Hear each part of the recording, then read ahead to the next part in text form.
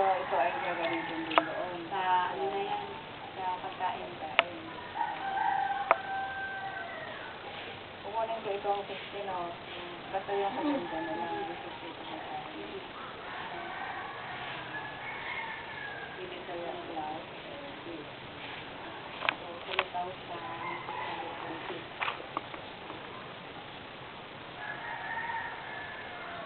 May naiwan pang atong sabon. Sabi ni Pili, baka may pupunta niya. Ayun. Ay, hindi sila kasama. Dapat kung na hindi kuhan, ibigay na lang bigyan sila, no? Tapos may konting bigas doon na Ng isang kilo. Ito na lang yan para sa ano? Physical.